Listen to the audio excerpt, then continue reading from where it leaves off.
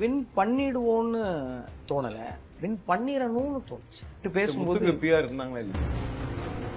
புரியவே இல்லை. First time big பாஸ்ல வந்து பிஆர் யாருக்கு அதிகம் இருக்கு அப்படின்னு எங்களுக்கு மார்னிங் ஆக்டிவிட்டி வருது. தீபகண்ண வெளில போறோம், எங்களுக்குலாம் பயம் வந்துருச்சு. ஏன்னா நாங்க ஒரு நம்பிக்கையில இருக்கிறோம். குடும்பத்தையே அடிச்சாங்க அப்படின்றப்போ நீங்க வந்து ஆமா தப்புதான் அப்படின்னு. 100 பட் நிறைய பேர் முத்து அங்க மன்னிப்பு கேட்டிருக்கலாமோ, ஏன்னா அவங்க நான் fans அவர்கிட்ட தான் மன்னிப்பு பண்றாங்க. கேட்டேன். நீங்க சிவாட்ட போன். வணக்கம். வணக்கம்ண்ணே.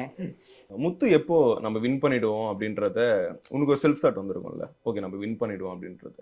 அது எப்போ ஜட்ஜ் பண்ணாரு? ஒருவேளை ஜாக்லினும் தீபக்கும் வெளியே போனதுக்கு அப்புறமா, இல்ல சௌந்தர்யாவும் நீங்களும் மேடையில விஜய் சேதுபதி கூட நிற்கும் போது ஓகே நம்ம தான் வின் பண்ணிடுவோன்றது தோணுச்சு? வின் பண்ணிடுவோன்னு தோணலை, வின் பண்ணிடணும்னு தோணுச்சு.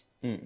எப்போனா பிக் பாஸ்க்கான இன்டர்வியூஸ் போகும்ல, அப்பையிலேருந்தே எனக்கு தோணுச்சு. அப்பையிலேருந்து எப்படியாவது வின் பண்ணிடணும்.